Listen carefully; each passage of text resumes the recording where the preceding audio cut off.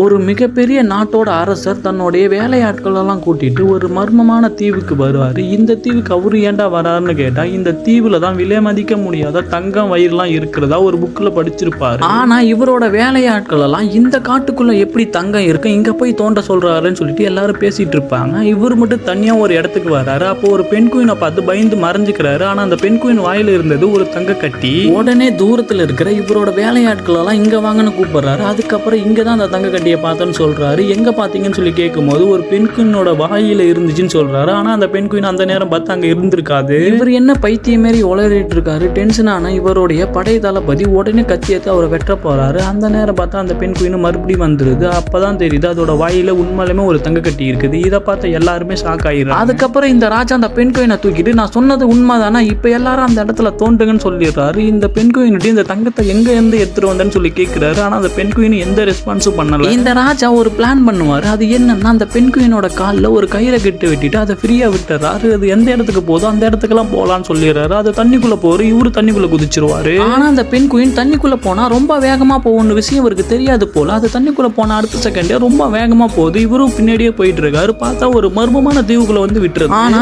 தங்க இந்த இடத்துல தான் இருக்குன்னு சொல்லி ஒரு புத்தகத்துல படிச்சிருப்பாரு. அந்த புத்தகத்துல ஒரு எச்சரிக்கை போட்டிருக்கும். அது என்னன்னா, இந்த தீவோட படத்தை போட்டு இந்த தீவுக்குள்ள மட்டும் போகக்கூடாதுன்னு சொல்லி போட்டிருக்கோம். இந்த அரசரோ தங்கத்து மேல பேராசை கொண்டதுனால அந்த புத்தகத்துல போட்டதை எதுவும் கண்டுக்காம ஒரு பாட்டுக்கும் உள்ள போயிடுறாரு. உள்ள போனா ஒரு பெரிய கப்பல் ஃபுல்லா தங்கமா இருக்கு. இதை பார்த்தோன்னா ரொம்ப ஹாப்பில கத்த ஆரம்பிச்சிடறாரு. இவர் கத்துனதுல அந்த கப்பல்ல இருந்த எல்லா பெண் குயினும் வந்துருது. அதுக்கப்புறம் அந்த பெண் குயின் எல்லாம் சேர்ந்து இவர் அட்டாக் பண்ண ஆரம்பிச்சிருது. இவர் அட்டாக் பண்ண அடுத்த செகண்டே அந்த கப்பல் தண்ணிக்கு மேல வந்துருது. ஆக்சுவலா அந்த தீவுக்குள்ள இருக்கிற தங்கத்தை யார் தேடி வராங்களோ அங்க இருக்கிற எல்லா பெண் குயினும் அவங்களை அட்டாக் பண்ணும்போது அவங்களுக்கு ஒன்றும் ஆகலைன்னா அவங்களுக்கு தான் அங்க இருக்கிற தங்கம் ஃபுல்லா. கடைசியா அந்த அரசர் ஆசைப்பட்ட மாதிரி அந்த கப்பல் இருக்கிற எல்லா தங்கத்தையுமே எடுத்துட்டு இவரோட நாட்டுக்கு போயிடுறாரு.